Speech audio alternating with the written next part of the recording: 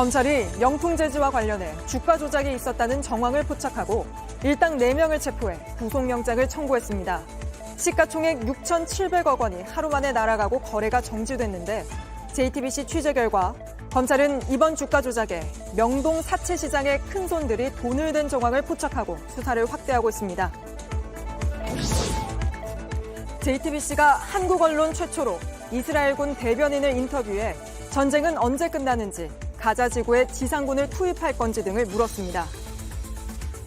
And the IDF is prepared for whatever decision the government will make about how the war will proceed. So we're standing by and awaiting whatever decision the government will make. 이른바 부산 돌려차기남이 징역 20년을 확정받고 복역 중인 와중에도 피해자를 모욕하는 짓을 일삼았던 걸로 드러났습니다. 특히 구치소 동료 수감자들에게 발차기 한 대마다 2년씩 형이 늘었다며 형이 과하다고 말한 것으로도 확인됐습니다. 요즘 인도 한복판에 이렇게 전동 킥보드 한 대가 서 있는 모습 보신 분들 많을 겁니다. 오늘 밀착 카메라는 시내 곳곳을 점령한 불청객, 공유 킥보드 문제를 취재했습니다. 시청자 여러분, JTBC 뉴스룸을 시작하겠습니다.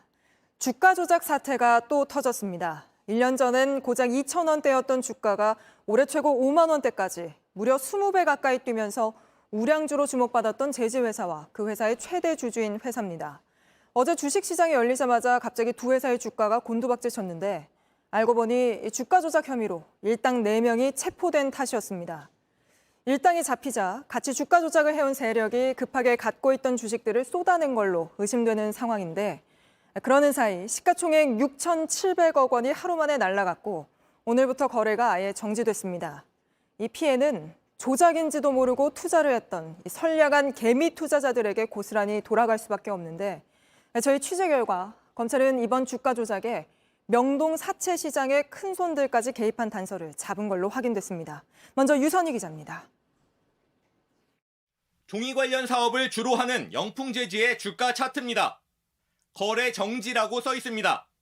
금융당국은 어제 영풍재지의 주식 거래를 막았습니다. 하루 만에 시가총액 6,700억 원이 날아갔기 때문입니다. 어째서 이렇게 거래 정지가 갑자기 되는 건지. 저는 잘 모르고요. 1년 전 오늘 영풍재지의 주가는 약 2,800원이었습니다.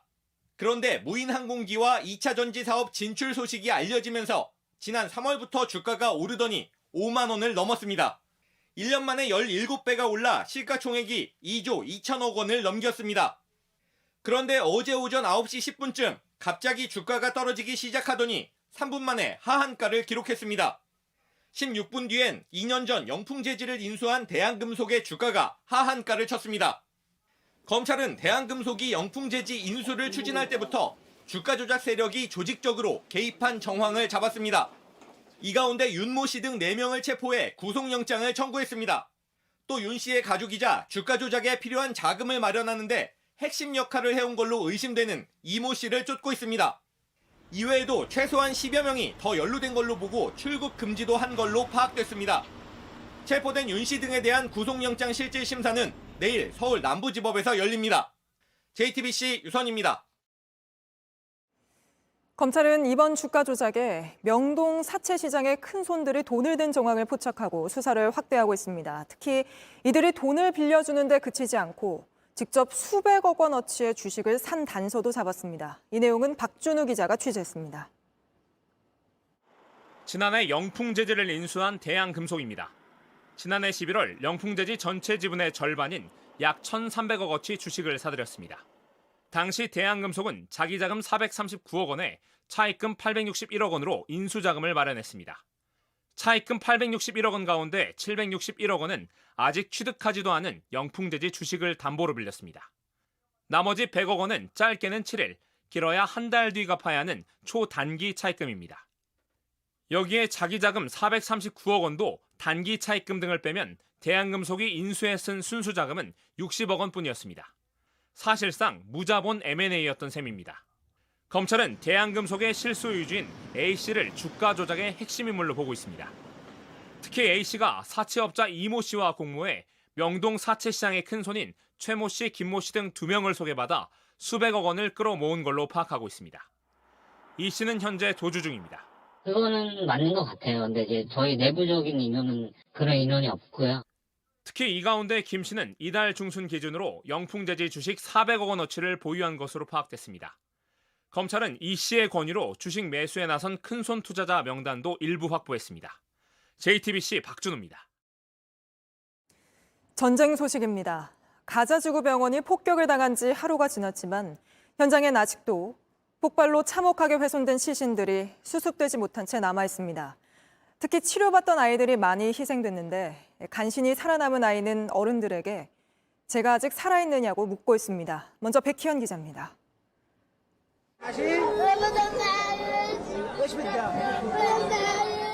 아이들의 얼굴과 몸은 재와 피로 뒤덮였습니다. 목숨은 건졌지만 앞으로가 막막합니다. 그러나 치료받으러 온 병원에서 영문도 모른 채 목숨을 잃은 아이들도 많습니다. 40% of all the cases that I've seen have been children. These kids have a long recovery road in front of them. BBC는 사고가 난 지 하루가 지났지만 병원 안팎에선 여전히 찢긴 시신들을 수습하고 있다고 전했습니다. 현장을 수습하던 한 주민은 언론 인터뷰에서 아이들의 시신과 신체 일부를 수습했다. 앞으로 1000년을 더 산다고 해도 이 광경을 잊지 못할 것 같다고 말했습니다. 대형 폭발로 아수라장이 된 병원 마당엔 여전히 피가 흥건합니다. 아이들 가방이 여기저기 널브러져 있습니다. 외신들은 참사 현장에 시신과 폭발물의 냄새가 뒤섞여 있다고 보도했습니다. 국제적십자위원회는 외과 의사를 포함한 수술팀과 의료용품을 실은 차량을 가자지구로 들여보내달라고 호소했습니다. It's not up to us to open or close the border, but as soon as we are able to, we will get across that border to help our colleagues. JTBC 백희연입니다. 병원 폭격이 누구 짓이냐를 두고 오늘도 진실 공방이 이어지고 있는데 이스라엘은 희생자 수를 부풀렸다는 주장까지 하고 나섰습니다. 반면 하마스는 국제형사재판소에 이번 사건이 누구 소행인지 밝혀달라고 조사를 요청했다고 했습니다. 이도성 기자입니다. 이스라엘군은 이틀째 병원 폭격이 이슬라밋 지하드의 소행이라며 근거 자료들을 공개했습니다. 당시 방송에 포착된 장면을 보면 이슬라밋 지하드가 쏜 로켓이 갑자기 방향을 바꿔 폭발하는 걸 확인할 수 있다는 겁니다. 하마스 통제를 받는 가자지구 팔레스타인 보건부가 인명피해를 과장했다는 주장도 이어갔습니다. A few minutes or a few moments after the rocket impacted and the fire erupted, where are all the bodies? That doesn't make sense to me. I don't have an answer, but I'm not the one who should be providing answers to this. 피해 현장 영상을 보면 폭발로 생긴 구멍이 상당히 얕아 이스라엘군이 쓰는 고성능 폭탄으로 생겼다고 보기 어렵다는 게 전문가들 지적입니다. 그러나 하마스도 당시 무장 세력 가운데 군사작전을 벌인 곳이 없다며 이스라엘이 거짓말을 한다고 주장했습니다. 이스라엘 측이 참사 직후 병원 관계자에게 연락해 왜 대피하지 않았느냐고 물었다며 의문을 제기했습니다. 하마스 측은 이번 사건을 조사해달라고 국제형사재판소에 요청했다고 밝혔습니다. 이런 가운데 이스라엘은 레바논의 헤즈볼라 군사시설을 타격했다며 영상을 공개했습니다. 하마스 측은 헤즈볼라가 중대한 전쟁을 치를 준비가 돼 있다며 참전 가능성을 시사했습니다. JTBC 이도성입니다. 이런 가운데 가자 지구로 곧 물과 식량, 구호 물자가 들어갑니다. 이스라엘을 찾은 바이든 미국 대통령이 이집트와 막판 협의를 해 그간 막혀있던 이집트 쪽 국경을 열기로 한 겁니다. 하지만 이 밖에는 국제적 관심에 비해 눈에 띄는 성과가 없었다는 평가도 나오는데 워싱턴에서 김필규 특파원이 보도합니다. 바이든 대통령은 이스라엘에 도착한 지 채 8시간이 안 돼 귀국 비행기에 올랐습니다. 그는 떠나기 전 압델 파타 알시시 이집트 대통령과 전화 통화를 하고 일단 가자지구로 가는 구호물자 일부를 통과시키기로 했다고 밝혔습니다. He agreed that what he would do is open the gate to do two things. One, let up to 20 trucks through to begin with. 앞서 이스라엘도 식량이나 물, 의약품 등 구호물자의 운송은 방해하지 않기로 약속했습니다. 하지만 당초 기대했던 것에는 못 미치는 순방 성과였다는 평가가 나옵니다. 출발 직전 터진 병원 폭발 사고로 요르단과 이집트, 팔레스타인과 사자 회담을 하려던 계획은 수포로 돌아갔습니다. 이스라엘에게 분노에 휩쓸리지 말라며 조언했지만 이슬람 무장 세력엔 좀 더 강한 메시지를 냈습니다. My message to any state or any other hostile actor thinking about attacking Israel remains the same as it was a week ago. Don't. 이날 미 재무부는 하마스의 돈줄을 막기 위해 개인 9명과 단체 한 곳을 테러 연계 혐의로 제재했습니다.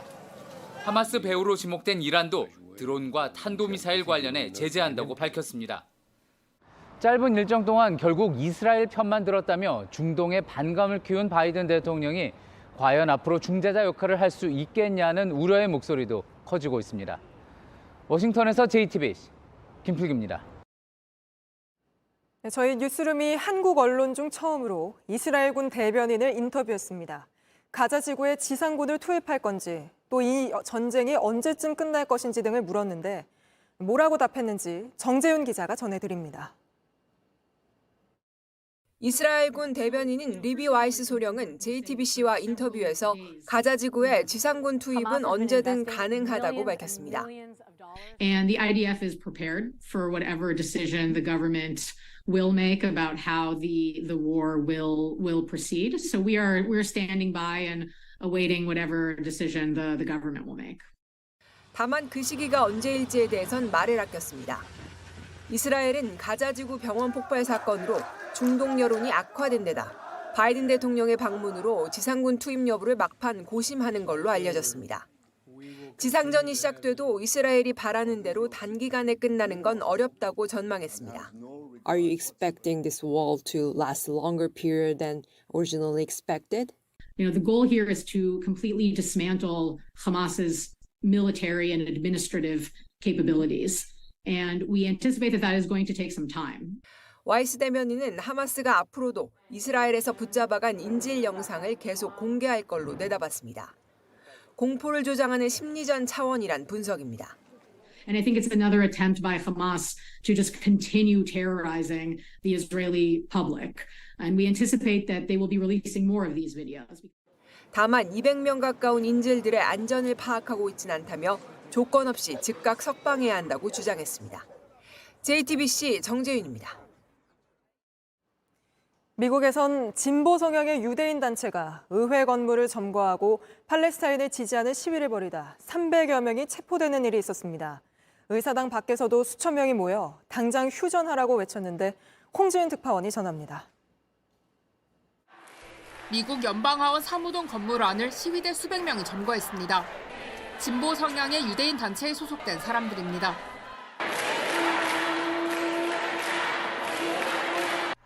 미 의회 경찰은 이들을 해산시키고 경고 조치에 따르지 않은 300여 명을 체포했습니다. 의사당 밖에서도 5천여 명이 모여 가자지구 해방을 외쳤습니다. President Biden, not all America's with you on this one. We are literally watching people commit genocide and killing the vast majority just like this, and we still stand by and say nothing. 한 미국 국무부 당국자는 이스라엘에 대한 미국의 군사 지원에 반대해 사임하기도 했습니다. 하버드대에선 이스라엘 학생들이 국기를 들고 나와 하마스를 규탄했습니다. 유대인을 향한 증오 범죄도 있었습니다. 이스라엘 국기가 내걸린 집만 찾아다니던 남성은 문에 대고 폭언을 퍼붓습니다. You Zionist pigs are disgusting. 이 남성은 유대교 회당을 지나면서도 반유대주의 발언을 쏟아냈습니다. He just told me he hoped I died, that called me several names. 현지 경찰은 무단 침입 혐의로 이 남성을 체포했습니다. 로스앤젤레스에서 JTBC 홍지은입니다. 정부가 서울에 비해 턱없이 부족한 지방 의료를 되살리기 위해 지방 국립대병원을 서울 수준으로 강화하겠다고 발표했습니다. 그러나 가장 관심을 모았던 의대 정원 얼마나 늘릴지는 오늘 발표에서 빠졌습니다. 의사단체가 총파업까지 예고하며 반발하자 일단 숨고르기에 들어간 것으로 보입니다. 먼저 이혜원 기자입니다. 윤석열 대통령은 오늘 지방 국립대인 충북대를 찾았습니다. 이 자리에서 필수 의료 붕괴와 지역 의료 격차 문제를 부각했습니다. 지역 필수 의료를 살리고 초고령 사회에 대비하기 위해 의료 인력 확충과 인재 양성은 필요 조건입니다. 이를 위해 정부는 17개 시도 국립대병원의 의료 역량을 키워 지역에 의료 컨트롤 타워를 세우겠다고 했습니다. 수도권으로 올라오는 상경치료나 환자 방에 머무는 일이 없게 지역에서도 중증 환자와 응급치료를 할 수 있게 하겠다는 겁니다. 유인책으로는 크게 3가지를 제시했습니다. 우수한 인재를 많이 확보하기 위해 그동안 묶여있던 국립대병원의 총 인건비 규제를 풀기로 했습니다. 필수 의료 수가도 더 올리고 분만이나 외상센터 등엔 보상을 강화하겠다고 했습니다. 지방 국립대의 지역 인재 선발도 확대하겠다고 했습니다. 문제는 3,058명에 멈춰있는 의대 정원을 얼마나 늘릴지입니다. 현재 의사 수로는 크게 부족하다는 지적이 나오고 있지만 이에 대한 언급은 없었습니다. 500명이나 1000명과 같은 숫자는 정부 내에서 아직 최종 의사결정을 하지 않았다는 말씀을 드립니다. 의료계와 협의도 남아있고요. 25학년도 입학 정원에 반드시 반영될 수 있도록. 파업 카드를 내보인 의사협회의 반발을 의식한 걸로 보입니다. JTBC 이혜원입니다. 네, 오늘 정부가 발표한 대책 유한울 기자와 자세히 짚어보겠습니다. 자, 유 기자, 오늘 가장 관심이 쏠렸던 게 결국에는 의대 정원 얼마나 늘릴지였는데 오늘 발표에서는 왜 빠졌습니까? 네, 그동안 정부가 의대 증원을 추진하면 의협이 반대하면서 파업했고 결국 무산되는 일이 되풀이돼 왔습니다. 네. 따라서 이번에는 충분히 협의를 거칠 것으로 풀이됩니다. 네, 그런데 이 정부 계획이 2025학년도 대입부터는 의대 정원 늘리겠다는 건데 그럼 시간이 부족하잖아요, 지금. 네, 맞습니다. 이 대통령실 고위 관계자는 의대들의 추가 증원 요청, 또 의료 분야별 수요 조사 등을 받게 될 것이라고 했습니다. 네. 이런 절차를 밟아서 늦어도 내년 3월까지는 증원 규모를 확정해야 합니다. 내년 3월까지? 네, 맞습니다. 그런데 정부와 의협의 논의가 늦어지면 추진력이 약해질 수밖에 없습니다. 게다가 그동안 과거 사례들을 보면 이렇게 이 논의가 길어지다가 무산되는 사례들이 여러 번 있었잖아요. 네, 역대 정부에서도 오늘 나온 대책 대부분을 내놨습니다. 하지만 정원을 늘리겠다는 말만 나오면 의사단체는 파업을 하겠다고 으름장을 놨는데요. 네. 이번에는 의협이 강력히 요구하는 이 형사처벌 부담 완화 등을 수용했는데 의협이 앞으로 어떻게 나올지 지켜봐야겠습니다. 네, 형사처벌 부담 완화를 수용을 했다. 뭐 이건 잠시 뒤에 좀 리포트를 살펴보기로 하고 그렇다면 결국엔 관건은 오늘 발표된 것으로 수도권 쏠림, 서울 쏠림 이게 해결이 되겠느냐 이거잖아요. 네, 오늘 나온 지역 유인책 상당수가 이 예산과 입법의 영역이라서 이 복지부로서는 다른 부처 그리고 국회의 협조가 필요한 부분입니다. 네. 예를 들어 이 공공정책 수가를 주는 문제는 이 기재부와 협조가 필요하고요. 또 의사가 지역에서 일할 수 있게 안정적인 여건을 만들겠다고 했는데 아직 구체화하지 못한 부분도 눈에 띕니다. 네, 무엇보다 좀 시간이 꽤 걸릴 것 같기도 하고요. 네, 맞습니다. 이 의사 한 명이 나오는데 걸리는 시간 이 10년이라고 하는데요. 이번만큼은 좀 속도감 있게 추진해야 할 것 같습니다. 네, 여기까지 듣죠. 유한울 기자였습니다. 외과나 서약과를 의사들이 기피하는 건 의료사고나 분쟁이 났을 때 법적 부담이 크기 때문이란 게 의사단체의 주장입니다. 정부가 이걸 받아들여 법적 부담을 줄여주는 방안을 검토 중입니다. 그러나 의료계를 달래려다 정작 환자를 보호할 장치가 소홀해질 수 있다는 우려도 큽니다. 성화선 기자입니다. 지난 2017년 이대 목동병원 신생아 중환자실에서 4명이 사망했습니다. 의료진들이 재판에 넘겨졌는데 5년 만에 무죄가 확정됐습니다. 의료진이 구속되고 사회적으로 너무나 지탄을 받고 이런 과정을 거치면서 너무나 불안정하고 위험하다. 그 이후로 소아과 지망률이 굉장히 급감하게 돼서 의사단체는 필수 의료 분야에서 고의나 과실이 아닌데 의료 사고가 발생하면 형사처벌을 면제해달라고 요구해왔습니다. 이에 윤석열 대통령은 의사의 법적 책임을 덜어주겠다고 밝혔습니다. 책임보험 시스템 같은 것들을 잘 만들어서 이 형사 리스크를 완화를 시켜줘야 됩니다. 예를 들면 교통사고 같은 경우에 보험 들면 일단 형사처분 안 하지 않습니까? 하지만 필수 의료를 강화하기 위해 의사에게 유리한 면책을 주는 건 맞지 않다는 비판이 나옵니다. 필수 의료 분야에서 발생한 의료사고에서 의사들을 그렇게 잘 처벌을 하지 않습니다. 기소를 하더라도 법원에서 또 무죄 판단을 많이 해줘요. 좀 엄한 처벌을 하는 그런 예들이 있는데 보통 미용성형 영역에서 굉장히 어처구니 없는 이런 사고들이. 지금도 이미 환자는 기울어진 운동장에 있다는 지적도 있습니다. 정말 입증하기 어려운 그런 과정에서 피해 구제를 제대로 받을 수 없는 환경이 있습니다. 이런 환경에서 의사에게 면책을 주게 되면 실질적으로 환자를 보호할 수 있는 장치는 없게 됩니다. 복지부는 사회적 협의체를 곧 구성해 형사처벌의 특례 범위를 논의할 것이라고 설명했습니다. 생명을 다루는 만큼 더 큰 책임도 필요합니다. JTBC 서화선입니다. 이런 가운데 이주호 교육부 장관이 의대 쏠림 현상에 대한 대책으로 자율전공학부 학생의 의대 진학을 허용하는 방안을 거론했다가 대통령실이 직접 반박하는 일도 있었습니다. 윤석열 대통령은 불필요한 언급으로 혼란을 야기했다며 이 장관을 공개 질책했습니다. 배양진 기자입니다. 윤석열 대통령이 이주호 교육부 장관을 공개 질책했습니다. 교육부 장관이 언급한 자율전공 입학 후 일부 의대 진학 허용은 우리 정부에서 전혀 검토되지 않았고 그럴 계획조차 없습니다. 대통령은 불필요한 언급으로 혼란을 야기한 교육부를 질책했습니다. 오늘 일부 언론은 대학 자율전공학부 학생들이 의대로 진학할 수 있게 하는 방안을 검토하겠다는 이 장관의 인터뷰를 보도했습니다. 교육부는 당초 내부 검토 중이라고 설명했지만 오후 들어 아이디어 차원이라며 입장을 바꿨습니다. 대통령실은 경쟁이 치열한 의대 입시 대신 자율전공학부를 통한 의대 입학길이 열리면 입시 불공정 문제가 제기될 수 있다고 판단한 걸로 전해집니다. 이 경우 공정이란 국정 철학과 어긋날 수 있는 만큼 대통령실이 직접 조기 수습에 나선 걸로 보입니다. 대통령실은 윤석열 정부에서 대입은 학생과 학부모가 수긍할 수 있는 가장 공정한 방식으로 이뤄질 거라고 밝혔습니다. JTBC 배양진입니다.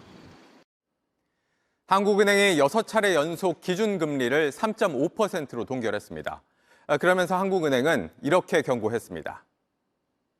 1%대로 막 예전처럼 기준금리가 떨어져서 이게 비용 분담이 금방 적을 거다. 그런 생각을 해서 하신다면 그 점에 대해서는 제가 경고를 드리겠습니다. 경기가 더 위축될까 봐 동결하긴 했지만 그렇다고 금리 금방 안 떨어지니 빚내서 집 사지 말란 겁니다. 실제 계속된 기준금리 동결에도 시중금리는 7%대까지 오르면서 갈수록 빚 부담이 커지고 있습니다. 오원석 기자가 설명드립니다.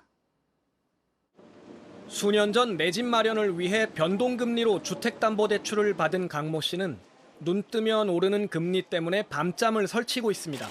주담대뿐 아니라 사업자금 대출까지 겹쳐 이자 부담은 날이 갈수록 불어나고 있습니다. 그때 당시 5%대였어요. 근데 지금은 7%가 넘어지는 상황이어서 70만 원 정도 내던 게 지금은 100만 원에 가까이 내고 있어요. 제 벌이 한 30% 이상 나가고 있는 것 같아요. 월급에서 원리금과 생활비를 빼고 나면 남는 게 없단 겁니다. 지난달 은행이 가계에 내준 대출 잔액은 전달보다 5조 원 가까이 늘어 역대 최대치를 기록했습니다. 이런 상황에서 시중은행 대출 금리는 꾸준히 오르며 가계 부담을 더 키우고 있습니다. 최근 5대 시중은행 주택담보대출 변동금리는 4.56에서 7.13%까지 오르며 최고금리가 9개월여 만에 다시 7%를 넘어섰습니다. 기준금리가 지난 2월부터 제자리 걸음인데도 대출금리가 오르는 건 은행들의 자금 조달 비용이 높아져서입니다. 7월 달에는 3.5% 정도에 머무르고 있던 것이 지금 4.1% 근처까지 지금 올라가 있거든요. 시장 금리에서는 상승 압력들이 뚜렷하게 나타나고 있고 최근 가계대출을 억제하는 정부 기조에 맞춰 은행들은 가상금리를 더 높여 잡는 분위기입니다. 여기다 미국에선 장기 국채금리가 16년 만에 처음으로 5%에 육박하는 등 글로벌 고금리 추세가 이어지면서 당분간 시중은행 금리 인상 분위기는 이어질 전망입니다. JTBC 오원석입니다. 다음은 저희가 단독 취재한 소식입니다. 대놓고 보복하겠다는데 어떻게 살라는 거냐. 이른바 부산 돌려차기남이 2심에서 징역 20년을 선고받은 직후 피해자가 한 말입니다. 가해자가 20년 실형을 산 뒤에 출소해도 50대 찾아와서 해코지하기에 충분하다는 겁니다. 실제 가해자가 피해자의 이사간 집 주소까지 외우고 있었다는 게 구치소 동기를 통해 알려지기도 했죠. 직접 쓴 반성문에서도 피해자란 이유로 다 들어주는 거냐 이렇게 적개심을 드러내기도 했고요. 그런데 이 가해자가 최근 또 피해자에게 막말을 쏟아내며 보복을 다짐하고 있는 걸로 JTBC 취재 결과 확인됐습니다. 나는 발차기 한 대마다 2년씩 형이 늘어났다면서 억울해하고 있다고 합니다. 이호진 기자가 취재했습니다. 지난해 5월 성폭행을 저지를 목적으로 귀가 중인 여성을 무자비하게 폭행한 혐의로 징역 20년이 확정된 돌려차기남 이모 씨입니다. 이 사건이 대법원까지 올라가는 과정에서 이 씨가 재판부에 제출한 반성문과 탄원서만 16개에 달합니다. 한 반성문에선 자신이 알지도 못하는 사람을 보복한다는 것은 있을 수 없는 일이라고 주장하기도 했습니다. 하지만 이 씨와 함께 수감됐던 사람들의 말은 달랐습니다. 저한테 보여주더라고요. 그 피해자분의 신상을 이렇게 적어놓은 노트 같은 거를 보여주면서 나가면 난 여기 찾아갈 거다. 문제가 불거지자 교정당국은 본격 조사에 나섰고 보복 협박과 모욕 혐의로 검찰에 송치했습니다. 취재진이 확인한 조사 결과는 충격적이었습니다. 자신의 형량을 이른바 맷값으로 말한 것은 물론 이가 형님 저는 12년이나 받았습니다. 6대밖에 안 찼는데 발 한 대에 2년씩 해서 12년이나 받았습니다라고 하였습니다. 너는 피해자한테 너무 심하게 했잖아 라고 하자 이가 형님도 자기망상 합리화가 너무 심하시네요 라고 하였습니다. 피해자에 대한 보복 발언도 일삼았습니다. 미역행이 재판 때마다 참석해서 질질 짜면서 을 떨고 있습니다. 얼굴 볼 때마다 때려 죽이고 싶습니다. 만약에 항소 재판에서 올려치기 받으면 바로 피해자에게 뛰쳐가서 죽여버릴 겁니다. 라고 하였습니다. 공론화 안 되었으면 3년 정도 받을 사건인데 때문에 12년이나 받았다. 이럴 줄 알았으면 처음에 그냥 죽여버릴 걸 그랬다고 말했습니다. 일부 발언들은 이 씨가 항소심 재판부에 반성문과 탄원서를 내던 시기에 이뤄졌습니다. 그렇게 대놓고 보복하겠다는 사람을 아무도 안 지켜주면 저는 어떻게 살라는 건지. 검찰은 해당 조사 내용을 넘겨받아 이 씨를 상대로 조사 중입니다. JTBC 이호진입니다. 3년 전 부산에 폭우가 쏟아진 날 초량 지하차도가 물에 잠겨 3명이 숨지는 안타까운 일이 있었죠. 당시 참사의 책임을 물어 공무원 11명이 재판에 넘겨졌고 1심에선 모두 유죄가 선고됐지만 오늘 항소심에선 대부분 감형받거나 무죄로 뒤집혔습니다. 유족과 시민단체들은 납득하기 어렵다고 목소리를 높였습니다. 구석선 기자입니다. 비가 그칠 줄 모르고 쏟아집니다. 지하차도에 물이 차오르더니 20분 만에 차량 6대가 잠겼습니다. 운전자들이 갇혔고 결국 시민 3명이 숨졌습니다. 호우 경보가 이미 내려져 있었는데도 재난 대응 체계는 사실상 먹통이었습니다. CCTV 모니터링이 제대로 이뤄지지 않았고 차량 출입을 막을 현장 요원도 제때 배치되지 않았습니다. 늦었든 빨랐든 진정어리 모습을 원하거든요. 제 유족이지 않습니까? 공무원 11명이 업무상 과실치사 혐의로 기소됐고 1심에서 모두 유죄 판결을 받았습니다. 하지만 9명이 항소했고 2심에서 판결이 뒤집혔습니다. 특히 당시 동구 부구청장 등 4명에 대해서는 죄가 없다고 했습니다. 구청장이 휴가 중이라 재난안전대책본부장 직무 대행을 해야 했지만 개인 약속에 가 있던 인물입니다. 하지만 법원은 구청장이 복귀했기 때문에 책임을 묻기 어렵다고 했습니다. 또 주의 의무 위반과 사고 사이 인과관계를 인정하기 어렵다며 다른 4명에 대해서는 형을 줄였습니다. 점검표를 허위 작성한 구청 주무관에 대해서만 500만 원이 늘어난 벌금 1,500만 원을 선고했습니다. 유족과 시민단체들이 법원이 안전 문제에 더 민감해야 한다는 입장을 낸 가운데 검찰도 판결문을 살펴본 뒤 상고 여부를 결정할 방침입니다. JTBC 구석찬입니다.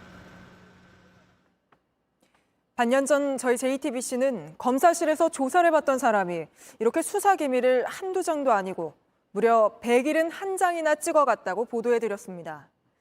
당시 담당 검사는 JTBC에 몰래 찍어갔을 거라고 해명했지만 저희가 AR로 구현한 이 검사실 구조를 보면 수사관이 버젓이 있는데 저기서 몰래 찍어가는 건 불가능해 보입니다. 하지만 반년이 지났는데도 별다른 조치가 이루어지지 않아 오늘 공수처 국정감사장에선 공수처가 수사하라는 말까지 나왔습니다. 배승주 기자가 전합니다. 사진을 찍고 유출하고 하는 걸 넘어서서 수사를 조작했다라고 볼 수 있습니다. 수사를 이건 해야 될 건이라고 봅니다. 오늘 공수처 국감질의 장면입니다. 주요 증거를 유출한 걸 넘어 검사가 수사를 조작했다는 의심이 든다고 질타합니다. 무슨 얘기일까? 지난 2019년 9월 군납업체 임원이던 장모 씨는 회사 돈 수억 원 횡령 혐의로 고소당합니다. 이런 장 씨, 오히려 회사 대표가 군에 내분을 줬다고 검찰에 역제보합니다. 검찰 입장에선 장 씨가 군납 비리를 밝혀줄 주요 참고인이 된 겁니다.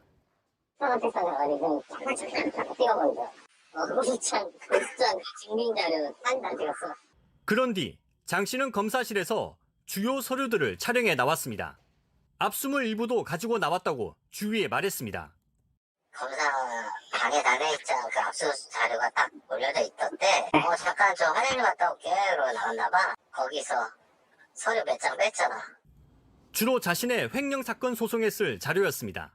내가 검사 거기서 그 한일병원 사용적으로 200억을 받아갖고 있거든. 그거 내면 되지 않나?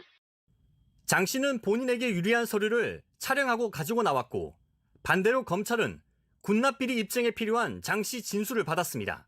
그런데 장 씨 기억에 없는 내용은 검찰이 알려줬고 거기 맞춰 진술했다고도 말합니다. 지금 차고 치고 있는 거지. 그래서 아예 나한테 특정한 날짜하고 금액을 당하게 주더라고. 당시 담당 검사는 몰랐다고 해명했고 원래 찍었겠죠 뭐. 우리가 그런 것까지 찍으라고 명하지는 않았겠지. 검찰은 어떤 조치도 하지 않았습니다. 이제서야 공수처는 다시 수사를 검토하고 있습니다. JTBC 배승주입니다. 줄기세포를 내세우며 광고하는 화장품들이 인기를 끌고 있지만 줄기세포를 화장품에 쓰는 건 불법입니다. 그러니까 이 줄기세포 썼다는 광고는 줄기세포가 아니라 줄기세포를 배양한 물질을 썼다는 건데 그 원료의 출처 역시 불분명합니다. 구혜진 기자입니다. 아기의 탯줄에서 나오는 제대열 줄기세포를 사용한 것처럼 광고하는 화장품들입니다. 하지만 줄기세포는 들어있지 않습니다. 화장품에 인체 줄기세포 성분을 사용하는 건 불법이기 때문입니다.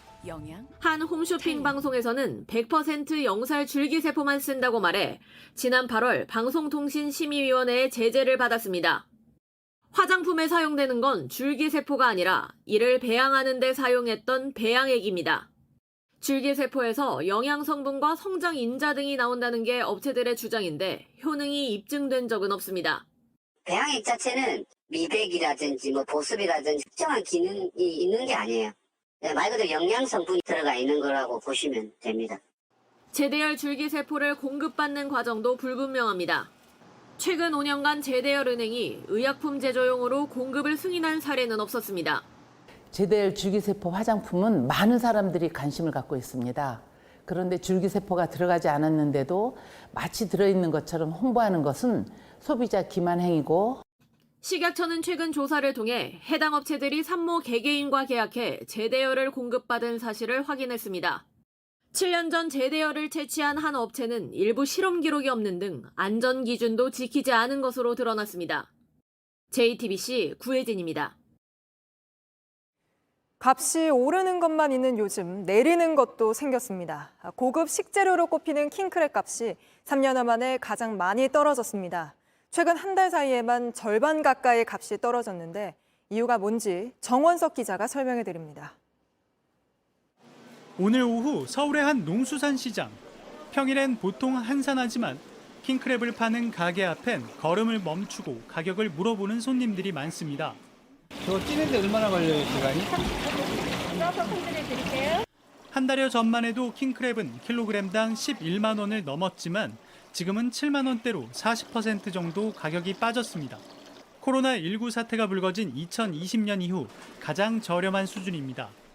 제주도에 8월 달에 여행 갔을 때 킹크랩을 키로에 한 15만 원 주고 먹었었는데 요즘에 킹크랩이 많이 내렸다고 하더라고요. 그래서 오늘 거의 한 6만 원대로 샀는데 킹크랩 가격이 갑자기 반토막 난 건 러시아산 공급이 늘었기 때문입니다.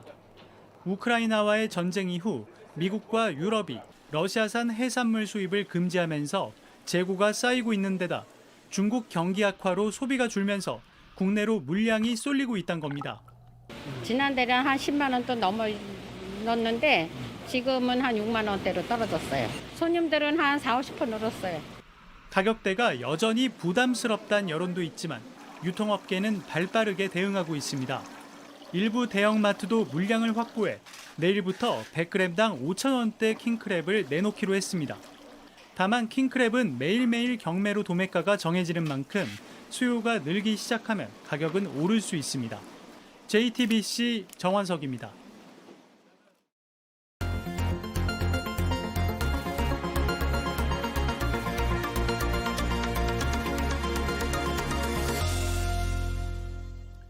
요즘 주변에 아무렇게나 세워둔 킥보드 자주 보실 겁니다. 특히 인도 한가운데 쓰러져 있거나 횡단보도를 가로막는 경우는 불편할 뿐 아니라 위험하기까지 합니다. 밀착 카메라 이희령 기자가 취재했습니다. 제가 나와 있는 이곳은 서울 홍대에 있는 중앙차로 버스 정류장입니다. 버스 정류장 한쪽 구석 좁은 공간에는요, 이렇게 킥보드가 한 대 세워져 있습니다. 애초에 이곳은 교통선 구역이라서 킥보드를 세워두면 안 되는 곳인데 이렇게 서 있습니다. 누군가가 버스를 이용하려고 킥보드를 타고 와서 여기에 주차해두고 그냥 가버린 겁니다. 사람이 다니는 길 한가운데 킥보드가 있습니다. 마음 급하게 뛰어가다가 약간 걸려서 넘어질 뻔하거나 좀 다칠 뻔한 적이 있어가지고 좀 위험해 보여요. 이곳은 일반 가정집 앞입니다. 그런데 제 옆을 보면 담벼락 앞이 킥보드 주차장인 것처럼 여러 대가 주차돼 있습니다. 심지어 이 킥보드 같은 경우에는요, 대문 바로 앞에 세워져 있습니다. 나올 때마다 불편할 수밖에 없습니다. 킥보드는 도로교통법상 차량에 해당합니다. 전용 주차 공간이 아닌 인도의 주차는 모두 불법입니다. 지하철역 출구와 버스 정류장 주변, 횡단보도, 교통섬도 마찬가지입니다. 이 대학교엔 킥보드를 타는 학생들이 많아서 킥보드를 둘 수 있는 주차장이 따로 있습니다. 여기가 킥보드 주차장 입구인데요. 주차장 바깥에 이렇게나 킥보드가 빼곡하게 서 있어서 걸어 들어가기도 쉽지 않을 정도입니다. 그런데 정작 안쪽을 살펴보면 킥보드를 댈 수 있는 공간이 많이 남아 있습니다. 몇몇 학생이 입구를 막은 킥보드를 치워도 봅니다. 제가 그냥 길 열어놓으면 다른 친구들도 세울 수 있으니까. 공간이 생긴 것도 잠깐, 누군가 또 입구에 그냥 대고 갑니다. 금세 불어납니다. 안에 주차장이 있는데 밖에다가 세우시는 거예요? 네, 다 이렇게 해주는 거예요. 여기 세우면 안 돼요? 다들 들어가기 귀찮아서 많이들 그런 것 같은데요. 주차장 앞은 엉망이 됐습니다. 이렇게 멋대로 대놓은 킥보드 때문에 사람이 다치기도 합니다. 킥보드가 이쪽에 있었던 것 같아요, 여기. 그러니까 제가 여기 앉아 있다가 이렇게 돌아오면서 그냥 넘어져 버린 거죠. 바지와 신발이 찢어지고 다리를 다쳤지만 제대로 조치를 못 받았다고 합니다. 경찰에 신고를 했는데 킥보드가 손상이 되면 내가 킥보드를 물어줘야 된다고. 아니, 사람이 먼저지 어떻게 킥보드가 먼저예요. 제자리에 갖다 놓으면 되는데 기본적인 것도 잘 지키지 않기 때문입니다. 업체 측 관리 문제도 있습니다. 주차금지 구역을 알려줘야 하지만 제대로 작동하지 않는 경우가 많습니다. 견인도 제때 해야 하는데 그렇지 않습니다. 업체가 제대로 하지 못할 때 제재할 수 있는 규정도 아직입니다. 제도적 구멍과 이용자의 무책임이 만난 결과를 우리는 매일 길에서 마주하고 있습니다. 누군가의 편리함이 남에겐 불편함이 되는 구조, 더 방치해선 안 될 겁니다. 밀착 카메라 이희령입니다. 일방통행을 지키지 않은 차들을 일부러 들이받은 뒤 치료비와 합의금을 타낸 남성이 구속됐습니다. 이런 식으로 17차례 사고를 내고 7천만 원 넘게 뜯어냈습니다. 송승환 기자입니다. 오토바이를 탄 남성이 오른쪽을 힐끗 봅니다. 일방통행로에서 역주행하는 차를 보고선 방향을 돌립니다. 차를 향해 달리더니 옆쪽으로 넘어집니다. 사고가 난 골목입니다. 오토바이 운전자는 이 주변을 빙빙 돌다가 역주행하는 차가 보이면 다가가 들이받았습니다. 2주 전에도 근처 일방통행 골목에서 비슷한 사고를 냈습니다. 보험 사기가 의심된다는 신고를 접수한 경찰이 지난달 15일 30대 남성을 붙잡아 조사했습니다. 배달 일을 하는 이 남성은 지난 2월부터 7월까지 17번이나 일부러 사고를 냈습니다. 치료비와 합의금 등으로 받은 돈이 7천만 원이 넘습니다. 차량 운전자가 보험을 들지 않았으면 1천만 원 넘게 뜯어냈습니다. 보험금을 청구할 때는 병원에 가지 않고도 이전에 받은 진단서에 날짜와 병명을 고쳐내 치료비를 받았습니다. 이 남성은 경찰 조사에선 고의가 아니었다고 범행을 부인했습니다. 하지만 영장실질심사에서 범행을 모두 인정했고 지난 17일 영장이 발부됐습니다. JTBC 송승환입니다. 강남의 유명 악기 매장이 고객들에게 악기는 보내지 않고 1억 2천만 원 돈만 챙긴 뒤 이걸 빚 갚는 데 썼다가 경찰 수사를 받고 있습니다. 피해자가 30명 가까이 되는데 이 매장은 여전히 악기를 판다며 온라인 광고를 하고 있습니다. 정인아 기자가 취재했습니다. 드러머 A씨는 지난 8월 강남의 악기 매장에 360만 원을 보냈습니다. 새로 산 드럼 값입니다. 그런데 악기는 오지 않았습니다. 왜 악기가 안 오지 하던 중에 각종 커뮤니티 사이트에서 이제 글들이 올라왔습니다. 폐업을 하였고 저뿐만이 아닌 다른 피해자들도 많이 있는 상태고. 또 다른 B씨도 1,200만 원을 보냈지만 역시 받지 못했습니다.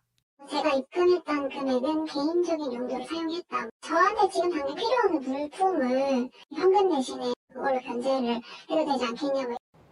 악기를 판매하던 매장입니다. 입간판은 있지만 문은 잠겨 있습니다. 위층에 있는 사무실에도 아무도 없었습니다. 세계적인 드러머와 실용음악과 교수들의 인터뷰 영상을 앞세워 홍보도 해왔습니다.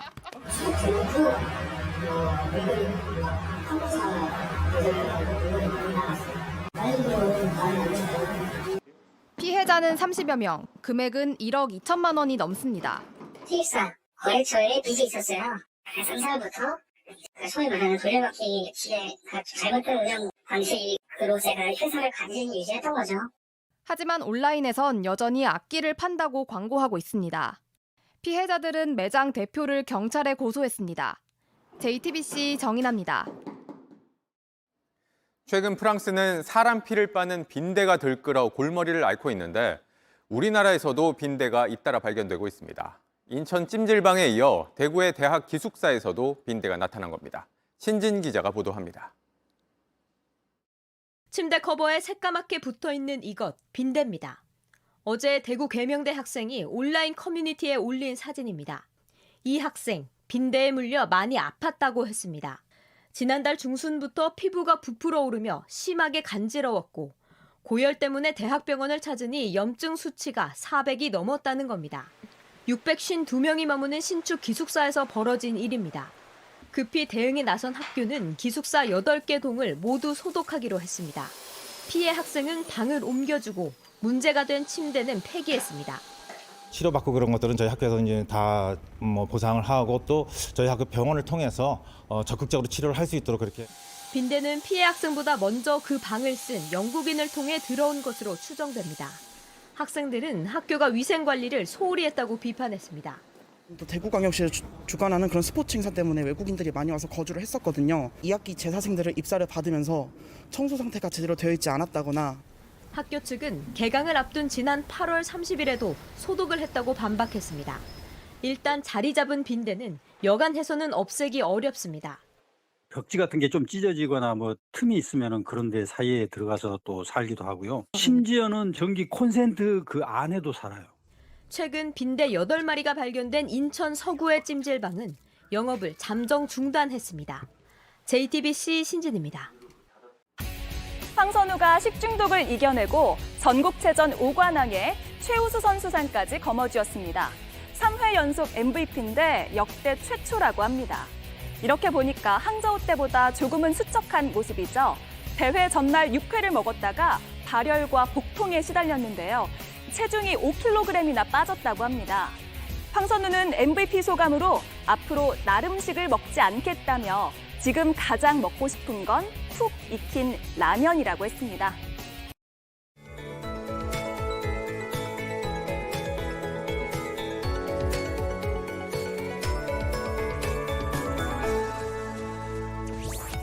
오늘 전국적으로 가을비가 내렸습니다. 현재는 비구름대가 충청과 남부지방에 머물면서 그 밖의 지역은 소강 상태를 보이고 있습니다. 충청 이남 지역은 내일 아침까지 5에서 최고 30mm의 비가 내리겠고요. 내일 새벽부터 아침 사이 경기 남부와 강원 남부에도 5mm 미만의 비가 살짝 스치겠습니다. 오늘 밤 찬 공기가 밀려오면서 비가 그치면 기온도 많이 낮아지겠습니다. 내일 아침 서울이 9도까지 떨어지겠고요. 바람도 강하게 불어서 몸으로 느끼는 추위는 더하겠습니다. 내일 아침까지 비가 오락가락 이어지겠고요. 제주도는 오전까지 내리겠습니다. 내일 아침 춘천 8도, 대전 10도로 특히 중부지방은 오늘보다 3에서 8도가량 큰 폭으로 떨어지겠고요. 한낮에도 서울 14도, 대전 16도, 강릉 17도로 평년보다 낮겠습니다. 주말까지 이어지는 추위는 주 초반에 누그러지겠고요. 당분간 고기압의 영향 아래 맑은 날이 많겠습니다. 날씨였습니다. 뉴스룸 저희가 준비한 소식은 여기까지입니다. 시청해주신 여러분 고맙습니다.